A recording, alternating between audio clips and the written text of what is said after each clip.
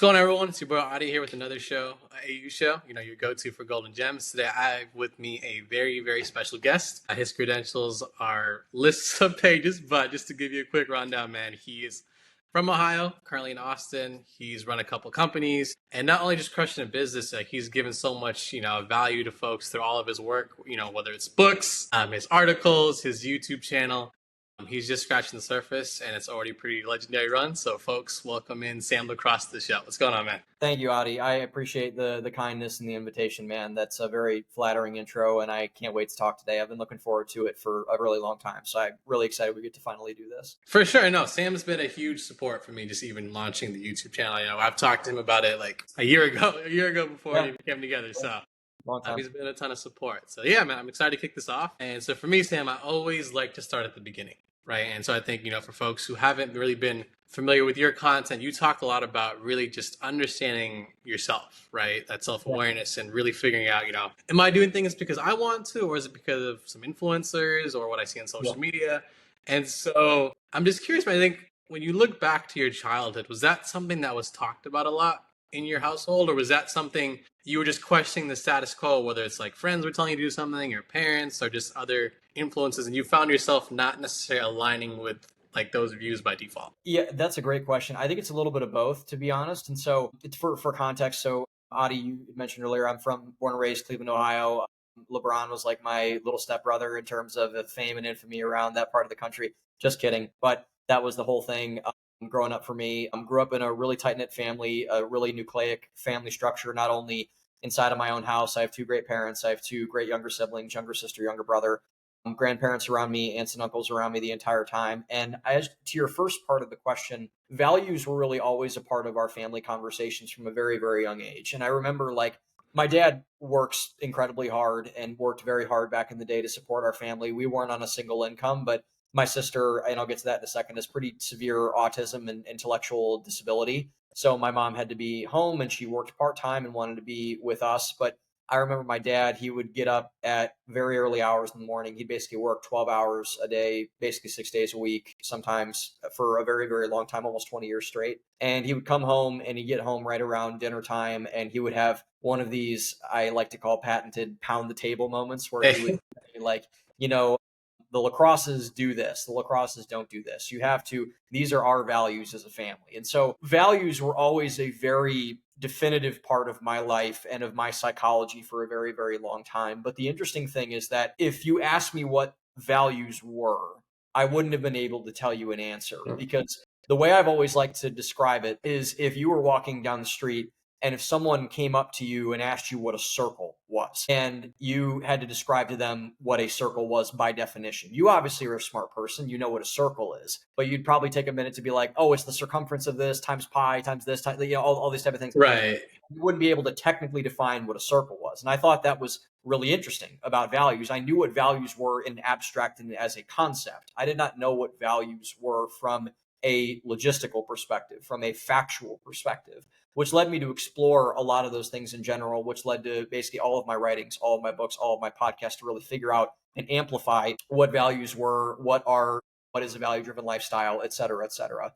And then for me, in terms of my personal streak on all of this. So I mentioned earlier, I was the oldest of three siblings. I have oldest child syndrome by default. So I'm automatically, I think, a little bit more responsible than I would have been in a couple other orders. And my dad was away for a lot of my childhood. He traveled a lot for business. He was away for sometimes weeks at a time, making money and doing what he needed to do. And my mom needed a lot of support around the house. And my brother had some challenges learning as well. And so I had to be the one child in the house that's like, okay, just sit over here and don't set the house on fire while I'm tending to your brother and sister. And that was what I did during that time from, just talking with everybody. And that led to a pretty fierce independent streak that really has not died. It is only amplified. And the way I like to really describe how that unfolded over time was, I remember my sophomore year of college, I went to Ohio State down in Columbus. I'm from Cleveland and went down to Columbus for school. And I had a professor who taught a gen ed business course. I went through the business school at Ohio State. And he was kind of honestly like a pretty unimpressive person. Like there was nothing that really stood, and I don't mean that to be like, mean or condescending or anything, but like Right. just an unimpressive guy. And so, but he said something that I think was really interesting. And he said, if you take one thing out of this class, it should be that you should learn to question things and you should learn to not take things as they are. And I thought that was really insightful.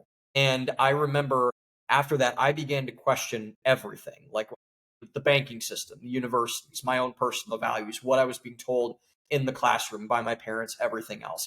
And it's not always the healthiest mental state to have that much instability in terms of your own thing. But to your point that you mentioned earlier, it allowed me to go on this process of self-exploration, not only for myself, but for other people. And that process of questioning things, and to your point about motivation and why are you doing things? Why do people conform? Why do people stand out? I think it was really those two things, my independent streak and then my pursuit of this values question that I'm still embarking on. I've kind of dedicated my life to it at this point. That has really informed my perspective on the way that everything is unfolded for me, if that makes sense. That does, and no, I love the breakdown. Yeah, you're right. I think if I was to have to define a circle, it's like, how do you Yeah, explain a word without using the word in the yeah, definition? It could be really yeah, confusing, but that's great because I think, growing up in an Asian household, I think there was a lot of times where values were displayed in action versus explicitly stated all the time, right? Like I think to see what it means to like do what's required for your family, like strong work ethic. It wasn't always like I work X hours, a day, or like it wasn't point blank explicitly stated, but those values were driven because we saw it in action. But I think to your point, yeah. to actually have that laid out on the table is extremely profound at a young age. Yeah, no, I think because it's if people know what it is, but they don't do that exploration itself, they don't truly understand it. And that's why I do what I do and why I'm so passionate about what I do is that I do not want to be another one of these voices in the void that's just shouting at people that you have to think this way. And I have a general sketch of what I believe a good life is. And I'm only in my 27th year of life. Like, I certainly don't have all the answers to anything. I never will. And I won't get close. But what I want to do for people is provoke those thoughts inside of them and say, why am I doing the things that I'm doing? What is propelling me to do this? Why am I going in this direction? Why do I believe these things? And then what I've come to really find out is that all value driven people in essence are essentially the same because when and I've worked with now dozens, if not hundreds of people who have I've had value conversations about like what your values are. And a lot of values, like the ones on my value chart, the one on your value chart through our mutual men's group that we're all in, a lot of those values are the same. They're like hard work and faith and excellence and all of these things that we talk about all the time. So the value driven people will find each other if given the proper context, to your point about naming these things and what are these things specifically and how can these be used and leveraged to live a better life. But it's about providing the worldview that is going to be my biggest proposition to people who engage with my content and who engage with me is that I want to evangelize the value driven worldview because I believe at the end of the day, all values essentially lead to the same endpoint for all people. Regardless, if you like you and I have nothing in common from our upbringing. Right. Right? You are Sri Lankan. I am about the whitest person you've ever seen in your entire life. I'm from the Midwest. You're from California. You did different things to your career. I did different things to my career. But yet we have found each other. We are here. We are friends. We are colleagues because of not of any of those things. It is because of the values that have brought us together. And the reason why I'm honored to share this platform with you this afternoon. And that is, I think, what I want to make evident above everything else. It's just the value-driven worldview and with the blessings that can bring to people. 1,000%, man. I think the question I have for you, right? I think because when I look back, I think through all phases of life, we are all subconsciously guilty of seeking approval from folks, right? Whether that's, parents, Yep. society, colleagues, managers, mentors, like personal relationships, you name it, right? Whether we choose them or not, we deep down, like, it means certain compliments mean more from others, people, Yes. right? It's frankly how the world works. So I'm curious from your perspective, when you think of values, right? Do you think if someone has those values laid out clearly, like they're not that they're immune to it, but like they're less prone to maybe feeling like, okay, like I really care about what other people think from your conversation? Do you feel like that's still it's inherent human nature where it's like we're at some level we're going to seek approval whether we have our values like clear and we embody that in our day-to-day life? I do think it's inherent human nature. I think that's a really astute observation. It is human nature, but also there's more agency than people believe in terms of how often they buy into certain narratives that people tell them because you will be programmed by something. Humans, there's a reason why the biggest booming business in the world in AI is modeled after the human brain. There's a reason why it's called a neural network, is because the machines that we are now programming and making now learn like the human brain does. And how we learn is by programming, just like an LLM does, just like an AI machine does, whatever that AI machine is. And so you will be programmed by something. You will be programmed by the culture. You will be programmed by your religious faith. You will be programmed by your parents. You will be programmed by yourself. And what I believe is that if you go through the process of adopting values, you will end up in terms of being programmed primarily by your values. So it's not a matter of whether you will be swayed by the opinions of others. That is going to happen regardless. And in some ways it should happen, because my values have been swayed by other people. Like, for example, my Christian faith was not a part of my life up until about maybe 5 years ago. And that was swayed by primarily two people, Taylor Higgins and Sam Jarrett, who are two of my very best friends and basically my spiritual mentors, and have been for a very long time, as well as being my friends, like I mentioned earlier. And so you need to be open relatively, but once you have your value system locked in place, it's just a matter of which noise gets lowered and which noise gets higher, or raised, excuse me. That's not a word. Which noise gets lowered and then higher, or raised, excuse me. Right. And if your values are the things that are getting raised inside of the amplification in your head, then naturally there is not going to be enough space for the opinions of others to dominate your headspace. And that's going to be the key differentiation. You cannot totally get rid of it. I think that the people who do get rid of the opinions of other people are probably mentally ill and psychopathic in some way. But if you're able to have an additional force, most likely your values, in contrast to that, you will probably end up faring much better than other people do from a wide variety of aspects. A wealth of gems in a couple of minutes, as always with Sam. No, that's great. And to your point, I mean, that's just who we are. But I think the more I've noticed, at least the more grounded you are in like yourself, who you are, what you stand for, you kind of, it doesn't affect you as much. I mean, again, like to your point, we're humans, we need interaction. So it's going to happen, but you feel more confident and like confident in yourself that, okay, like I know who I am as a person, right? If you take everything else away. Yep. Yeah, I think that because that's what I think people are missing for themselves. Like I think it's now, before Kanye, and Kanye's gone like really wild in the last couple of years. But so like this is like pre-anti-Semite Kanye West. Right. But Kanye was and still is a big influence of mine, and he is to a lot of people. But for me, he embodies this mindset when he's in his right mental state more than anybody that maybe I've ever seen, in terms of he has his set of values and he is going to enforce them on the world no matter what, even when he's kind of gone off the rails a couple times, because he is going to get his thing out there. You will not question where Kanye stands on anything.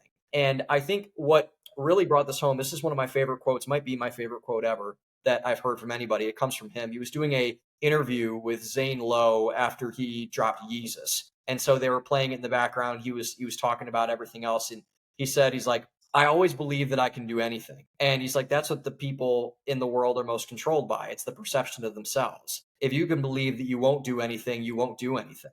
But I was taught that I could do everything. And now I'm where I'm at the age that I'm at, and having the impact that I'm at. So again, it's that self-perception inside of your head that allows you to get to the point of where you want to get to. And if that perception is stretched, you will get far. But if it's tight and you are not able to expand your mind and get beyond the programming that you have inside of your own physiology, your own psychology, you're not going to get very far. And really, because I'm a relatively unsophisticated, unremarkable person, if I were to boil it down, like I'm kind of boring and don't really do a lot of things. But again, I've been able to accomplish things that a lot of people have not. And it's just because I've had the mindset of my values so sunk into my system.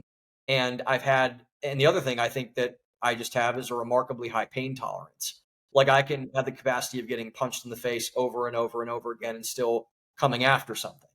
And that can be trained over time. I think it's part of it's innate, but it's confidence in your values and confidence in yourself that gets you to where you want to go, far more than any inherent trait or talent or anything that's really birthed inside of you. It's about the system of your values, of your beliefs that you internalize about yourself and then enforce on the world in hopefully a righteous fashion that will get you to where you want to go. I love it, man. I think a question I want to just add into the conversation. We talk about, so we have values, we have beliefs, and then we have identity too, right? And I think obviously we're all going through our journeys. And I think on the internet, at least, right, you look at any influencer's content, they talk about building confidence, like there's beliefs, like there's this huge spectrum of routines that build conviction, and it's a whole mess, right, of things you could talk about. But I think Hormozi always break it down really well. It's like you build, like your identity changes when you become more competent, right? So Yeah. I'm curious if you were to describe the relationship in your opinion, right, between beliefs, values, and identity, how would you like describe that to someone who's like new to this like whole concept? Yeah. So I think your values, I think it's in that order. It's beliefs, it's values, and then it's identity. That's how I come to the concept of it. And so the analogy that I wrote in my very first book, this is one of the first articles, I think it was the first article I wrote on my blog way back in like November of 2019. This is a long Wow. time. And so like this is a really long time ago. And it became chapter 4 of value economics, which you see back there, which is the value sacrifice, or not the value sacrifice trade-off. It became the factors of value production. So it was one of the first elements of that. And so in terms of, we are all formed in some way by our experiences in the world. It is a raw material in our brain that we have. So if you were loved as a child, if you were kind of discarded and neglected as a child, if you had a great relationship with your higher power, if you didn't have a great relationship with your higher power, if you kind of sought the things of the world, or if you lived a very pure life, those experiences are going to affect you in some way or another, which will then shape your values, because your values do not appear out of thin air. They're not like things you paint on a wall like a lot of companies do in terms of like, this is what we stand for. It's like, no, they need to come from a deeply held belief about something, or else they're really not values, because values need to be held with conviction about yourself.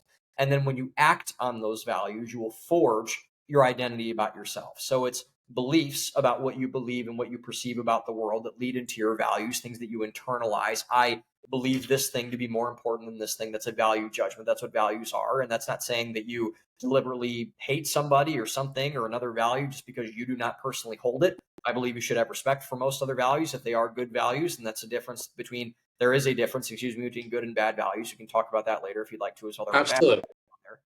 But then when you act upon your values, that's the key word. That's the Hormozy principle of it's not enough to have values, because there are a lot of people, like I said, that do the whole painting the wall Right.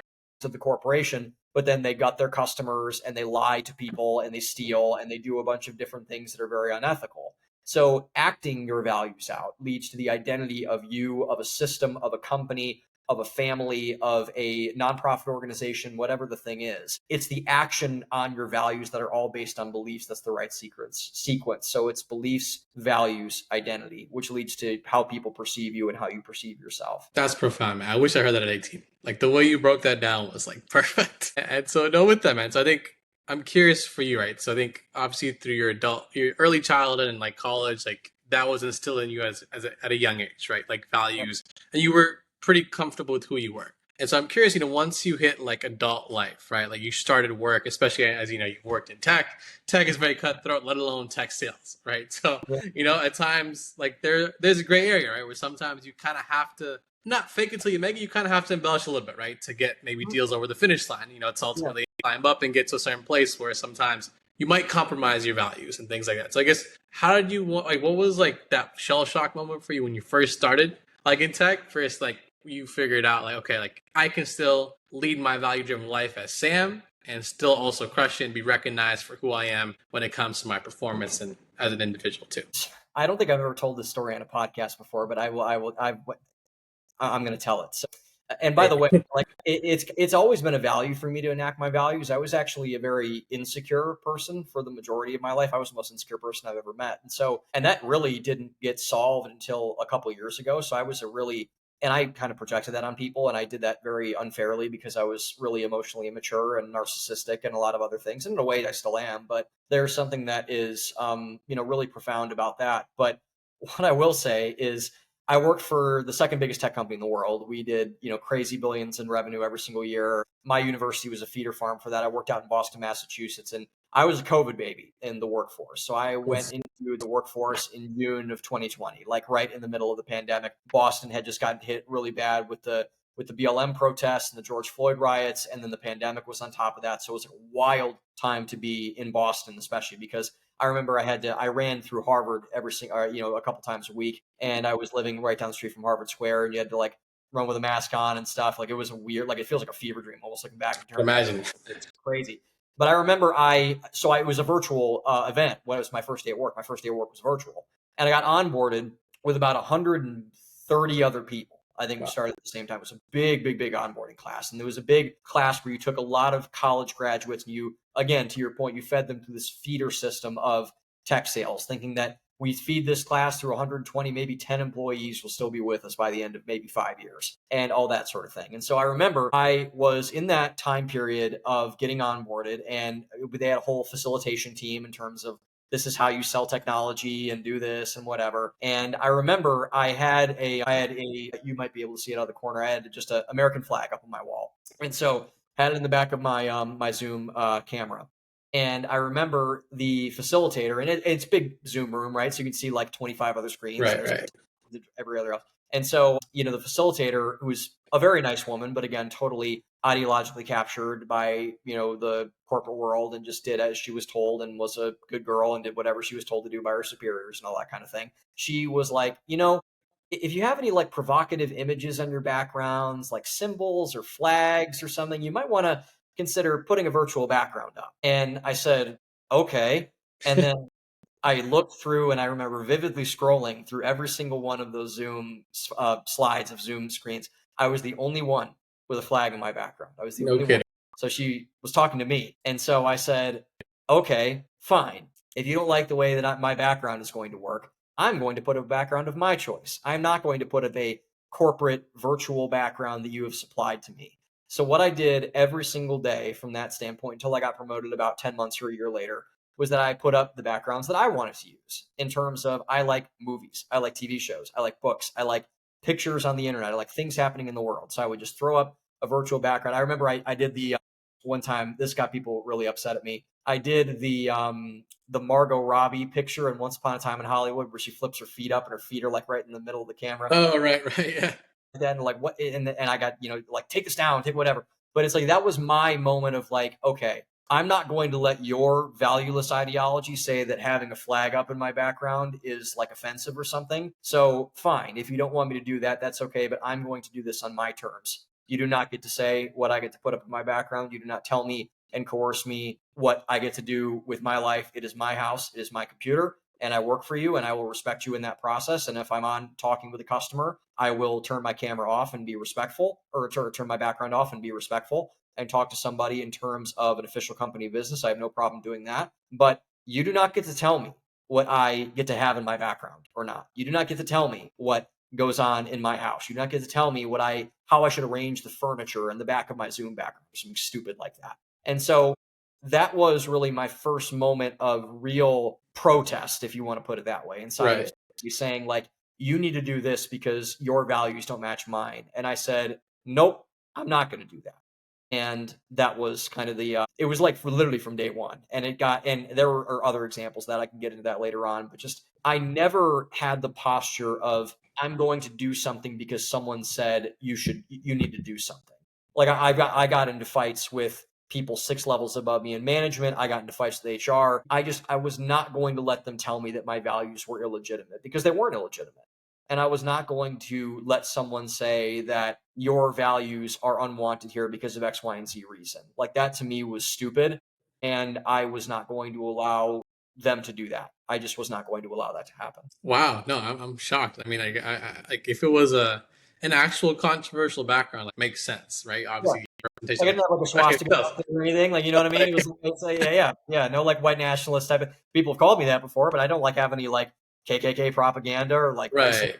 And there, it's like, okay, that's fine, like whatever. That is shocking. Yeah, I mean, like if it was a specific maybe political affiliation that you embraced, or a certain figure, no Trump flag, no nothing back there. Like, it was no Kamala flag, no nothing. It was just kind of like I think it's a pretty neutral symbol, but I guess to them it wasn't a neutral symbol at all. So that was just a learning experience for me. Very insightful, to say the least. Yeah. A lot different than my onboarding, I will say. Yeah. But no, absolutely. So I guess, no, that makes sense. I guess, so again, so you're getting exposed to this. You're told you can't have an American flag as your virtual background working in corporate America.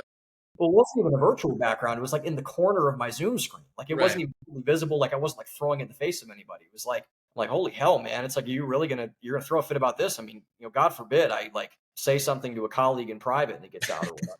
Like, I don't know. So it was just very bizarre, very strange. I can only imagine. So I know you mentioned like there were some heated moments like at that time where like with folks like 6 levels above, right? So obviously, there's obviously within a value driven world, there's that realm of practicality where obviously you're starting off your career, you're trying to get to a place where, to your point, where you're comfortable, right? Financially, like you have all your needs, basic needs at least, or your quality of life that you want taken care of. So I guess in your eyes, how did you find the balance of like, okay, there's maybe certain situations where it's maybe worth compromising and like playing the long game versus like, look, I don't care if I am an SDR, an AE, and like this is like a C-level exec that's telling me to do something where it's like I'm going to stand on my values and I'm not going to compromise. I guess how do you in those situations like pick and choose like when to like actually not conform, when to compromise versus when to really just make sure that the point gets across?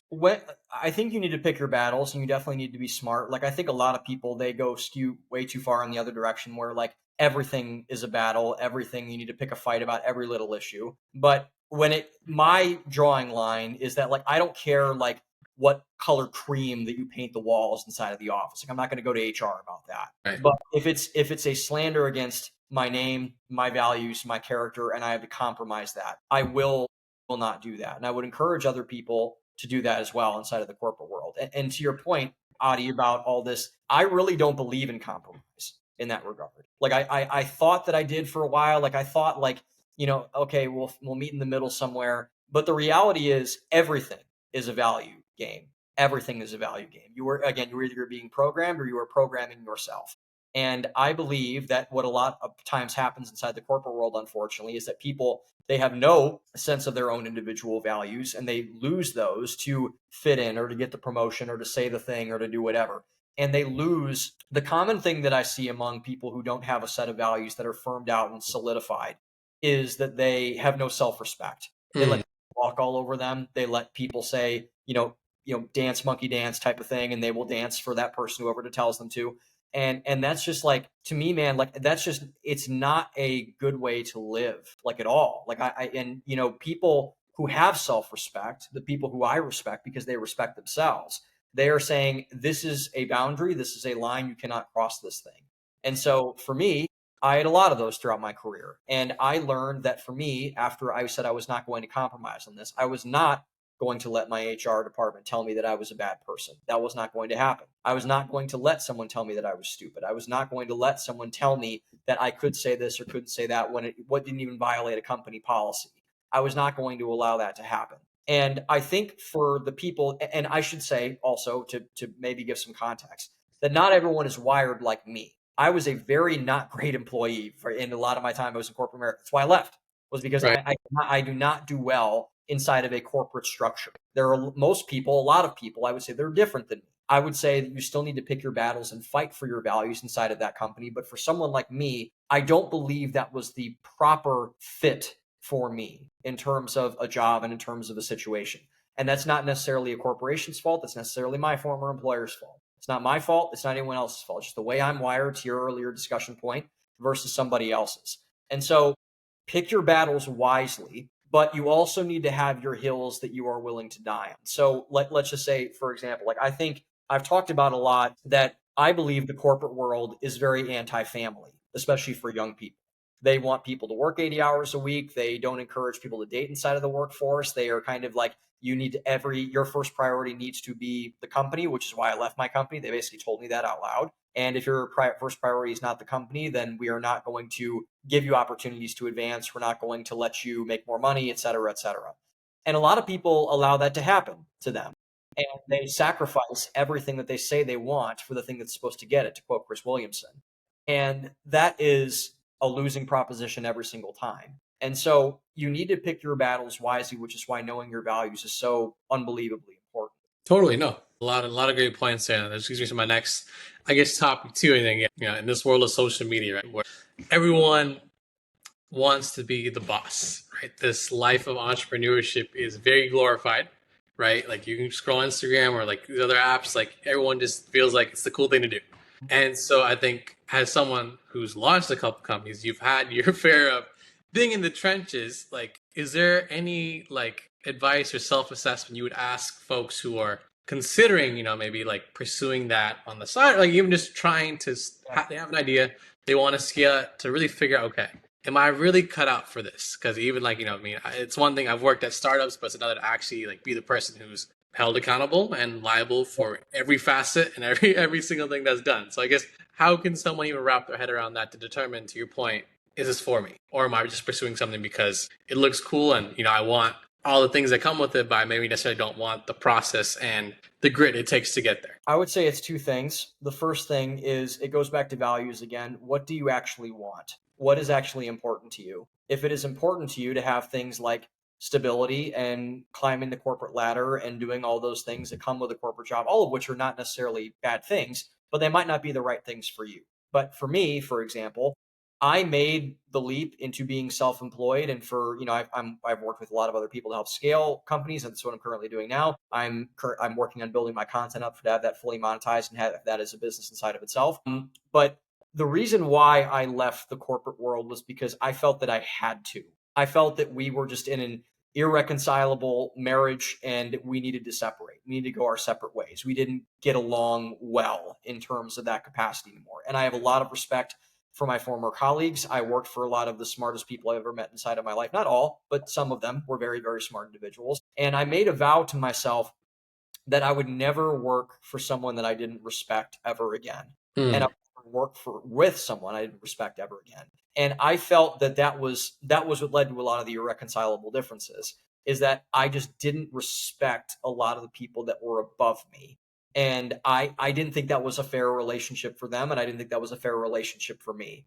And so it was about the values of myself and what I wanted for my future. And for my future, I wanted to work, and I have no problem working my ass off. Like I nearly failed out of, like I said, I'm not that smart. All I really have is hard work. I nearly failed out of college. I've had a couple companies blow up in my face, but I know how to get back to the grind and I know how to work myself up. And I failed a lot of times and I've done a lot of things that are not very wise, very smart in some cases. I've got myself up to my eyeballs in credit card debt. I've been so poor where I've had to put groceries back on the shelves because I didn't have any money in my bank account. I've been in some rough spots, but what I know how to do is to work and to grind and to grit and to persevere. And so that is going to be what I was banking on in terms of I would much rather bet on myself than to bet on any other corporation to save me or to bail me out. And the second thing I would say for people who are looking to take the leap is I would really seriously gauge, like what I mentioned earlier, your pain tolerance. How often and how much are you willing to suffer for what you want? Because the cost of that entry is a lot. It is a lot that you have to do to get to that point. And I saw this on Cameron Haynes' Instagram once, and it's not his quote, but it goes something to the effect of, it's not about how, it's about who the people that win are the people that can suffer the most intense bouts of suffering for the longest amounts of time. And it's a game of outlasting people. It's not a game of any specific talent or even really work ethic. Again, get punched in the face so many times and get up off the stool in your corner and come back inside of the center of the ring and say, come on, let's go another round. And it's those people that are going to be the ones that are really, really successful in any field of endeavor that they do. And that's why I think, unfortunately, most people aren't cut out for it because they don't have the pain tolerance and they don't have the value system that can make that pain tolerance possible. So I would say if you have those two things, then the next thing you would need to do is probably start going on an idea, because ideas are worth a dime a dozen. Get somebody to execute on it, but have an idea, have someplace you want to go. And for me, it's like, I've had a couple things fail. I'm still figuring it out in this way, but I'm not in the street. Like I'm broke. I have a house. I'm doing pretty well for myself. And from that sense, it's like you need to know what you want, which is what your values tell you. And you need to be able to persevere in order to get to that point where you can have those things, because a lot of people can't, which is why a lot of people don't at the end of the day. So if you have those two things, I think you should try it, because the world needs a lot more free thinkers and a lot of people that are inside of that space where they can say, I believe this might be a good thing for me. So I would say if you have those two things, that would be what I would advise.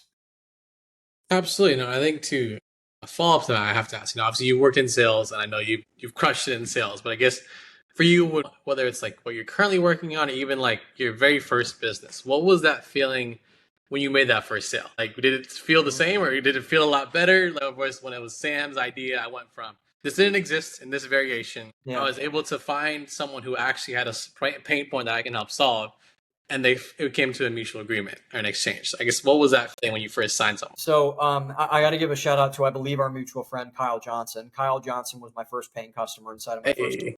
And so shout out to Kyle. He's the best. And so I remember I called Kyle over the phone and I texted him because I met him in Atlanta, just when you probably did, in terms of, us meeting together. We had a mastermind out there for a weekend over Memorial Day back in 2023, over 2 years ago now. That's crazy. Wow. And so, so that's wild. And so I remember I was talking to Kyle and I'm like, and this is about 6 months later, I said, I think Kyle could really use this. And I was building out Value Economics Academy, which is my first business. And I called him up and I said, hey, dude, I'm working on this program. I think you'd be a great fit inside of it. And here's what it is. Here's what it's going to be. And I dropped the price and I have felt greater fear than I'd felt inside of my life at all or any time before. And he said, okay, that sounds good. When do you want to get it taken care of? And my brain blew up in my head, and I kind of, say like it was like I shook up a can of Coke and blew it off in the front of the logo. Oh my gosh, like white noise. And so I was like, oh my God, I don't know how my Stripe works. I got to get this over to you. He's like, yeah, man, just get it over to me whenever. And that was the whole thing in terms of, integrating that with everything else. But yeah, dude, it was a wild experience because that was, the first of anything is always the hardest one. It's the first sale. It's the first time you ask a girl on a date. It's something, in terms of whatever the first thing is, it's always, the fear is always so large. It's so big. But if you're able to experience the joy of the other side of that, and like Kyle legitimately texted me, I believe last week, about stuff we still talked about in VA. It's like, dude, like I've made so much progress. Like, look at all these things that I did. I'm like, dude, that's great. And so looking back on it now, it's like, holy smokes, like we really did that together. And so now, again, it's about not only having values, but it's about providing value to other people. And if you have something that you believe that you can give other people, whether it's content or a product or a service or whatever that thing might be, you don't know until someone buys it. Like, you really don't. Like, I had a couple of free customers at that point because I wanted to do a beta test and run that beta for everybody. But then I was able to take that confidence and say, okay, someone will pay me for this. Like, this is kind of crazy. And then I scaled that business to 6 figures in 7 months. I was my business coach's most successful client. I still talk to him to this day. Shout out to Owen Samarone. And we did really well. I did really well. And I was able to use that money as leverage to leave my job and start something new, and then start another company and do all the things that I wanted to do to pivot off of that. And now both those companies are, for now, on the shelf, and they are there if I would ever need them and things like that. But for me, it's like that first sale, it's everything, dude. It's absolutely everything. Because if you have that confidence, if you can sell it to one person, you can sell it to thousands of people. If you can sell it to that one type of person, you can sell it to any type of person. It's just a matter of getting that validation first for yourself more than anything else to prove that you actually can do this thing. It's an awesome feeling. Absolutely. No, I totally remember, like, the first sale I ever made, I was like, oh, whoa, like, this is cool. It's like, you never forget. No. And so with that, obviously, again, like you're working on some other things now. And so I wanted to just more transition into, now it's like, I think what's great about you, man, is like you are both an executor and you're also a creative. I think a lot of times now you kind of have folks in today's day and age, right? It's like a creative who pretends to be an executor and vice versa. Like, there's a lot of those out there. And so I'm curious from your perspective, when you first thought about like your very first book, Value Economics, leading up to that, right? Was that something, did you ever see yourself as an author later on, or was it more of like, hey, you know what? I'm clear who I am. These are things I've been really pressed to share with the world. I want to just share it with the world and let's see where it goes. Or was it like a more intentional play as you saw yourself evolving into who you are today, rather a younger age? It was more of the former at the start, but it became the latter over time. And so I always thought that, like, to be, and I should maybe give some context. So I've always been a writer. I wrote competitively as a child. Like, I was top writers in the state of Ohio in middle school. And I did a bunch of different things in terms of writing, and I did AP classes in high school. And I was interested. It was interesting because I wasn't like the way far out there, like the writing people. Like, it's hilarious because, my current publisher, Scribe Media, they're great people. From when I interact with them, they always really have been for the most part. But like, those are like writing people. Like, they're the people that wear like formal sweaters indoors, and they have like their hair everywhere, and they're kind of different, and they're like not like me. Right. So I had a foot in that world, but I also was like a jock, but I wasn't good at sports, so like I was kind of in that world too, and so like I wasn't really great at anything, like I mentioned earlier. But I really enjoyed the process of creating something, of making it out of nowhere. And I like the way that those people operate. And I still like the way those people operate. Like, even though I'm not like a pure, like, I'm going to use like 15 different highlighters and they're all going to be reusable, earth friendly ink or something. Right. Like this whole thing. Like, but I really enjoy being around those people because they're so different than I am, and they engage a different side of me that I never thought possible. And I did creative writing classes for fun in college, even though they could have tanked my GPA. I did them anyway, all that kind of stuff. But I think that I always thought it was something that you had to be more established to start and write especially like an official book, like the ones behind me, like one with a Right. cover and it's got gloss and it's well designed. It's really, really well done. And it's like, wow, that's an actual book. I always thought you had to be somebody of like authority and established to do that. But when I started writing on the internet way back in October of 2019, like I mentioned to you earlier on, I had these little moments of things like, okay, I think I have something that's more than an article. And so, for example, I remember like the article I mentioned to you earlier, the one that I wrote in November and debuted in January of 2020. That article went over really well. I remember specifically, I had a friend at the time, Lene Brantley, wonderful person. And I remember I had a blog and like 5 people read it. And she was one of the 5 people. She's still a very nice person. We haven't talked in a minute, but she was an incredibly nice person, a great friend. And I remember like texting her about that article. And I said, like, what did you think about it? And so that article was called The Value Sacrifice Trade-Off. And essentially what it means that the more you value something, the more you'll sacrifice to get that something, the less you value something, the less you'll sacrifice to get that something, kind of a binary equation. And she's like, oh, I get it. And I'm like, what do you mean you got it? And she's like, well, I value being in shape and looking hot when I go out to bars. So I went to the gym and I ran on the treadmill for an hour and I came back and I could have spent the time eating donuts on my couch, but I ran and I valued something. So I sacrificed my time, my energy, my physical fitness to go get that something. And I said, holy shit, somebody actually understands what I'm saying. And then so I was like, that's kind of cool. And so the next month I wrote another article and another article, move out to Boston. And I remember calling my parents. At the time I was FaceTiming them almost every Sunday. And it was a regular thing for us. And I told them, I said, guys, I think I have something here. And I think if I don't act on it, that's going to be a mistake.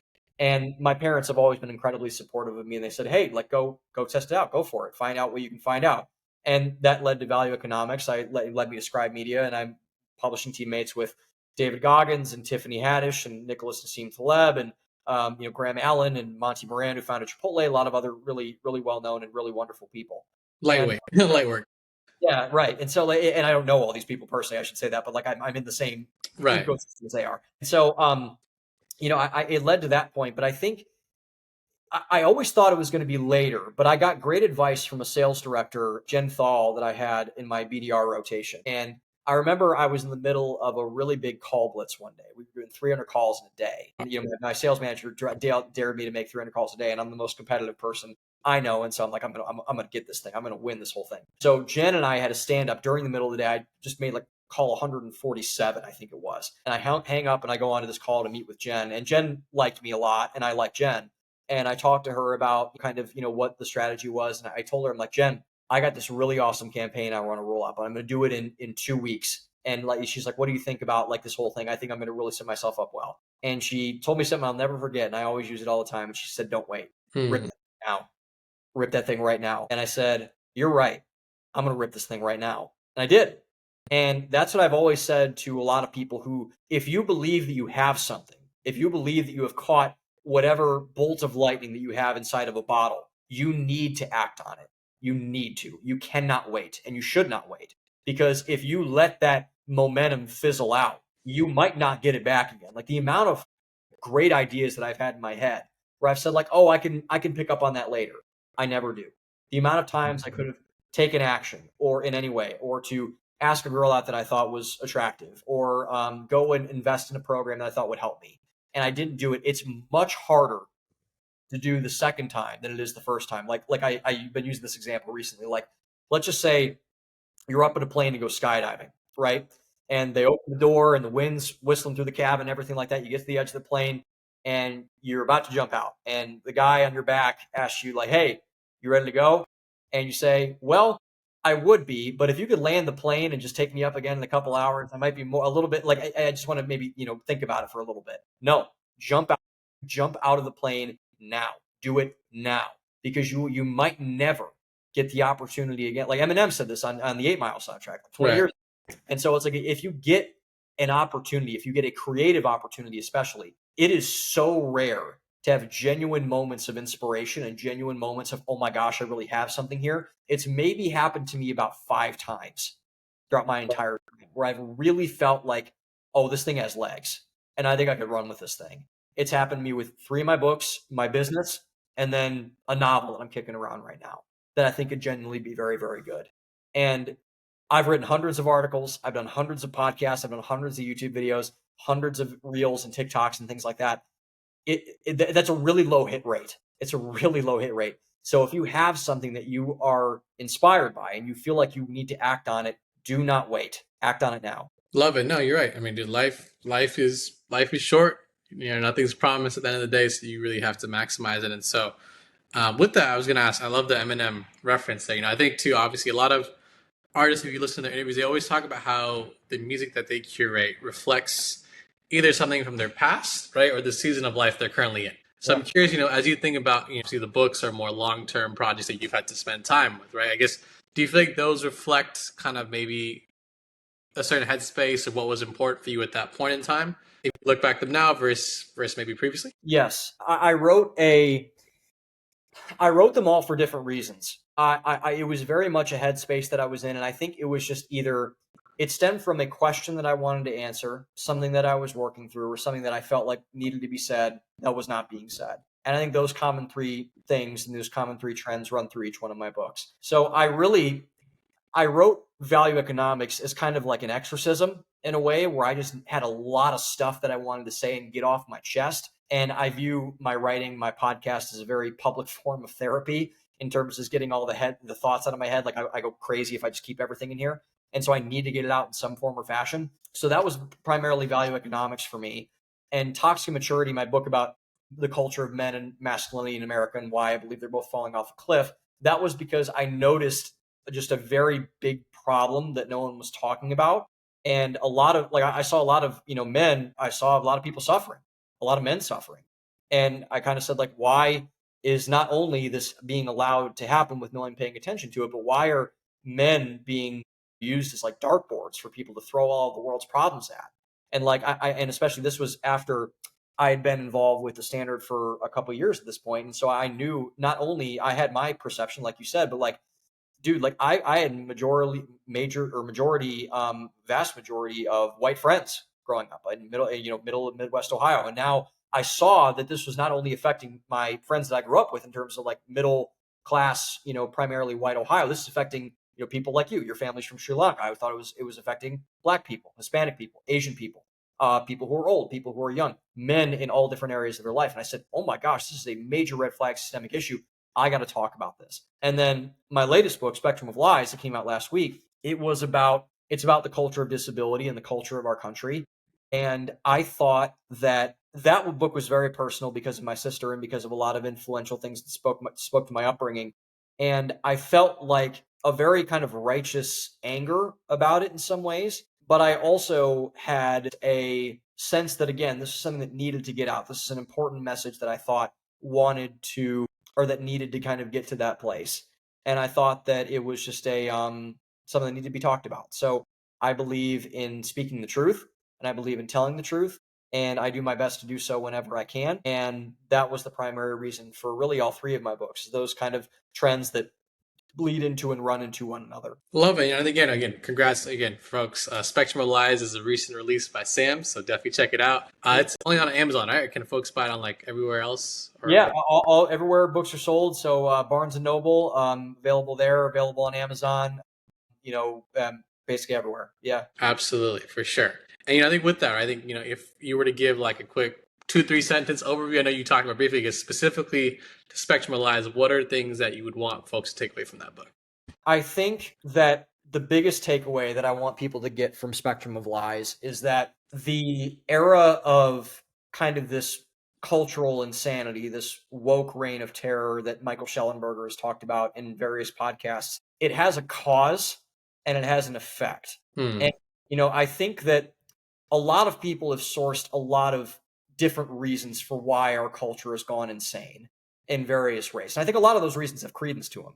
But there is an underlying attack that is going on that I don't think a lot of people are taking seriously. And that attack is an attack on merit. It's an attack on competence, and it's an attack on excellence, and it's an attack on people who want to do well for themselves by a group of very bitter, spiteful people that want to take it out on people that are actually successful. And the way that they've chosen to do that is through a lot of various ways. But I believe at the core of all of those arguments is a reflection of ability versus non-ability. And so the primary issue is about ability. It's about competence. It's about excellence. And now we have finally gotten to the bottom of the brainstem, as far as I'm concerned, in terms of how that manifests in the world today. And I believe that how that manifests in the world today is the normalization of disability to people that are not disabled, and therefore the disenfranchisement of disabled people like my sister, who actually are victims, who cannot do anything about their biological hardwiring, whether that be physical, whether that be mental or emotional, whatever it's going to be. And now you have people not only saying that I am my identity because I'm a different race, or I'm a different gender, or I'm a different sexual orientation. But now you have people saying like, oh, I'm just disabled now. Really? Really? Like, no, maybe not actually. And if that gets mainstreamed, like it's one thing, like if the president of the United States is, for example, is a different race or a different gender or a different sexual orientation or whatever. If their brain is functioning, that is okay. But if you have a mentally impaired president, that is not okay. And the country is not going to be better off because that person is in office. And that can be the same with, like, you wouldn't have open heart surgery with a mentally disabled person. That is not a form of diversity. You should not have an accountant balance your budget and ensure your children's college savings are properly accounted for if that person is mentally disabled. You would not hire that person. But now we have gotten to the point where we are so normalizing everything that we have now extended all of this kind of diversity, wokeness, whatever you want to call it, into the realm of disability, which is hurting disabled people, most importantly, just as all of it does with every single person that I listed down on that roster. And it is affecting the country and the culture broadly, because now people are suffering because of these decisions that have been put into place and the normalization of disability for non-disabled people. And this is where everything else stems from. It's whether a person can do something, versus whether a person can't do something. And it's okay. That's why we have different people who are different in terms of, I should not be an engineer. I should not be a corporate employee, as we have talked about. I should not be that thing because I am not able to be that thing. Not a lot of people should be entrepreneurs, like we mentioned earlier. Why should you be an entrepreneur? Because you have the ability to be an entrepreneur. And so if we are not able to draw a boundary and draw a line of that, then everything else goes to hell and everything gets unwired and then the bridges fall down. And we don't want the bridges to fall down. Absolutely. It kind of is, to me, I like to say it's the participation trophy. I'm like Aaron, in the sense where look, we both grew up in a time where only the winners got a trophy, right? And I think there's some lessons to be learned where it's like, okay, you weren't good enough. And I think I'm curious on your take. I think too, when it comes to folks, right, and like values and beliefs, is like fear, right? Because I think I'm guilty of it too at times. I think even if we have an idea or something we really want to go after, right, we let the fear of other people's acceptance. But I think honestly too, it just comes down to the fear of like, I might just not be good enough, or like it just might just not work out because of me. Like, kind of psych yourself out from even doing something. So I'm just curious, how do you view fear now, and like how do you feel like people view fear in terms of like their beliefs and like values when it comes to just achieving things too? It's funny that you say that because I actually think the inverse is more true. I don't think people are afraid of failure, because I believe that failure for the most part is the standard for a lot of people. Like, most people are average. Most people are divorced. Most people are overweight. Most people are underwater in terms of their finances. I think what a lot of people are scared of, and what I believe the more deep fear is the fear of succeeding. Because succeeding demands a new standard. And if you dip below that, it's much easier. Will Smith has, and I'm going to butcher this again, like Will Smith, he wrote, before the whole slapping Chris Rock incident. Right. So he wrote a phenomenal autobiography with Mark Manson, who's one of my favorite authors. And it was like, I knew nothing about Will Smith before. I only knew he was like on the Fresh Prince of Bel-Air, and he rapped a couple things. He was in Men in Black and did a couple other things, but I knew nothing about the life of Will Smith. And so, this biography is unbelievable how much this guy has been able to do. Like, he's just a titanic figure of, willpower and determination and success and skill and ability, all those different types of things. And Will Smith had a quote about like, it was either success or money or something like that. And with him, they were tied at the hip because he got really successful and then he got rich afterwards. Right. And he said, the process of getting money is very, very fun. The process of getting to the top of the mountain is very fun. But once you're there, it's really, really terrifying because the only way you can go is down. And when you start losing everything, it's excruciatingly painful. Excruciatingly painful. And I think everyone can feel that way to a certain extent because you've all failed at things. No one's perfect and succeeds at everything. And so gaining everything is fun. But staying at the top, there's a lot of paranoia there. There's a lot of unease there. There's a lot of looking over your shoulder there. And when you lose everything, it's like a part of you dies. Like I remember when I made the decision to shut down my business, I couldn't get out of bed for 2 days. Like I literally couldn't move. I couldn't think. I could hardly eat. I couldn't do anything because I was like, oh my gosh, like this is my life going up in flames. Like what did I do to myself? This, that, the other thing, whatever. And like it was awful. Like to be straight honest, it was very, very hard. And so I would say in terms of fear, you need to frame fear properly. So fear of what? That's the biggest thing. It's not fear by itself because fear can be appropriated by other people onto you, just as values can be appropriated onto you. So I believe that if you answer the of what question, then you can attack the fear. Are you really afraid of failing or are you afraid of succeeding? Are you really afraid of losing all your money or are you afraid of people judging you?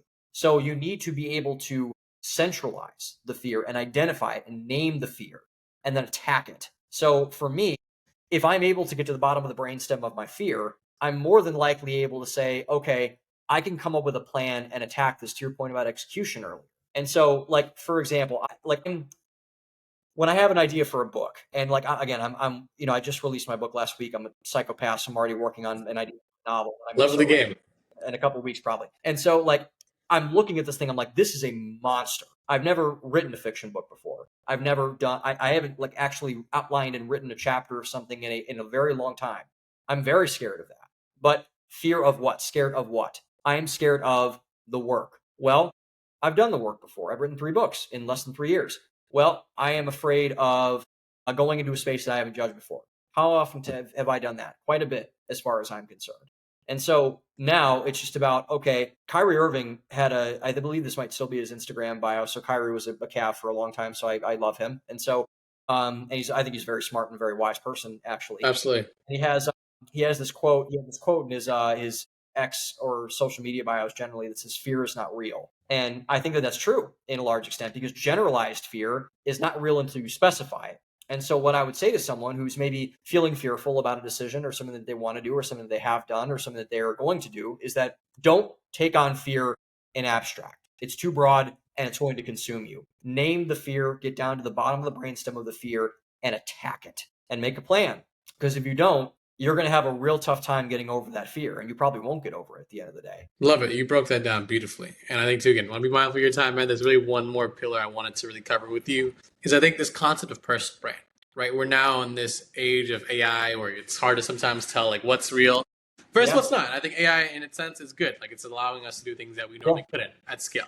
But I think too, like folks at times, they confuse personal brand with like, I'm me, but I have to be someone else totally different, like to grow my personal brand. And I think it goes back to your conversation of values. And I think you've done, a stellar job of, just everything you've done is just an extension of Sam. Like if I were to read any page or read any article or pick any YouTube video you've curated at random, I can tell like that's Sam. It's not like, oh, like Sam's putting on an act to like go get views. Like it's just Sam. Yeah. And so I think if someone, like again, one, what is the value of a personal brand in your opinion now? Like I think moving forward in today's economy. And then 2, how does someone like actually maybe go through that trial and error process to really curate, like what does that look like for them if they're starting? So that's a great question. I had one of my friend and one of my pastors, Ahdithan Uthayakumar, who's the youth pastor at my church in Austin. He gave a message last week so he's a youth pastor. He works primarily with middle and high school age kids.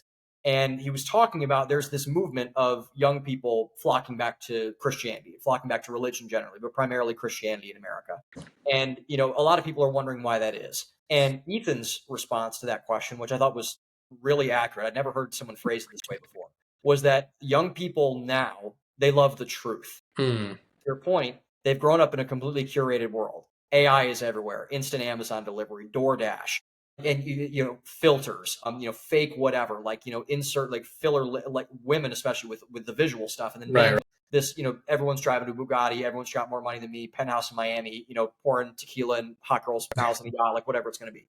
And so what young people love is they love the truth. And so this goes back to something that Hormozy said too, was that he thinks, and I think this is right, that the next move in business and the next real people that are going to win in business or in content or in whatever game you want to play is authenticity. That is the play. So what I would say is that authenticity, if you're able to be authentic, you're already ahead of the people because they're playing the game of yesterday. I think honestly, AI and COVID killed that. They killed hustle culture. I think it's dead. And I think we're just kind of in the process of picking the carcass up off the road and tossing it in the hearse at this point. Right. So now, to your second question, how do you know when you're doing that? You have to try, first and foremost. You have to try, and it's very hard to be your own person and to say what you think about things. I think, I don't know if you're on, Adi and I are in a content cohort together, but I remember I was talking a couple weeks ago on our stand-up that we have. Like, man, if you guys were able to see some of my like ratios and some of my, like, I piss my audience off a lot, especially on my YouTube channel with videos that I post. Like I posted one last week that just got over 100 comments of people being like, "This is garbage. Like, you suck. You're a horrible person." Like, all these sorts of things. And what I would say is that you need to try, and therefore you will develop some scar tissue when people do come at you with mean comments or whatever, because that's just going to be, that's the internet, and that's kind of the route that we're in terms of a personal brand. But what I would say afterwards, I gave this advice to a lot of young sellers very often, is that everyone sells with a different style. Everyone has a different, like, I am more of a direct confrontational person. Some people are more storytellers. Some people are more empathetic. Some people are more passionate. Some people are more reserved. Whatever works for you works for you. So whatever works for your personal brand is what you need to develop into. So every single influencer that you know that has a great personal brand, they're probably not all the same, because it is a personal brand. It's not a brand, it's a personal brand. Right. So what does Cody Sanchez like to talk about? What does Him 500 like to talk about? What does Andrew Tate like to talk about? Regardless of your opinions of any of these people, it is their personal brand. It is their ideas. They are not getting this from anybody else. And people copy each other all the time. And we, copying is the sincerest form of flattery, all that sort of thing. That's fine and good. But of the top, the best of the best, whether it's athletes or business people or influencers or whatever, this is them. And they only are able to get there because they leaned into who they actually are, rather than who people expect them to be or what they expected themselves, when they don't actually know what that thing is for themselves. So what I would say, know your values, lean into really making it personal, lean into that style that you have for yourself, and then just don't be afraid to say what your values are. And your values are going to polarize people. Some people are going to hate them. Some people are going to love them. But I like to care about what the people I love think. I don't really care what some random person on YouTube has to say, or some random person on Instagram has to say. Or I got my first 1-star on my new book that I released last week the other day. It's like, I don't care. I got 4 other ones that are really nice, and I like those people. I like people who love me. I love people who love me. And I take their opinion far more seriously than people who hate me. And that will always win at the end of the day. Most definitely, man. And yeah, we definitely need a part 2. Just had a couple final rapid fire questions I want to get your thoughts on. So I think you've done a great job of cultivating your own thoughts. And I think one of the things, if you look at Sam's social profile, he does a good job of like highlighting other folks he really likes. Like if you see his stories, he's always storing folks who are adding a lot of value. Yeah. The real deal. I think there's a lot of interesting characters on the internet, but Sam always does a good job of flagging folks there.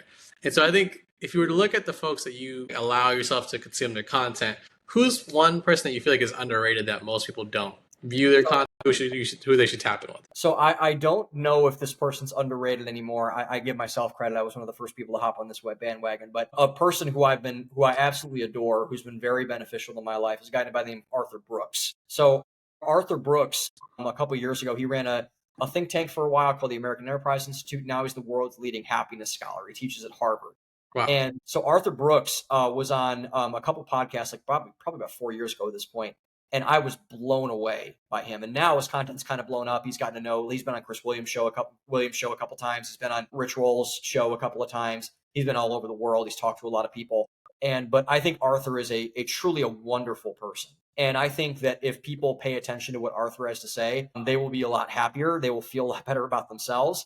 And Arthur, he's a wonderful, wonderful human. I've never met him. I would love to meet him. I've met a lot of people, but Arthur is a wonderful individual. So I would recommend everyone binge all of his content if they can. On my list. And then of all the books that you've read, right, let's say the last couple of years, is there one that you find yourself rereading to get a couple nuggets like frequently or no? Rereads are tough for me. I internalize a lot. I have like 5 books that have really shaped my outlook on things. But the one that really started it all for me was The Subtle Art of Not Giving a Fuck by Mark Manson. And that's a cheesy answer.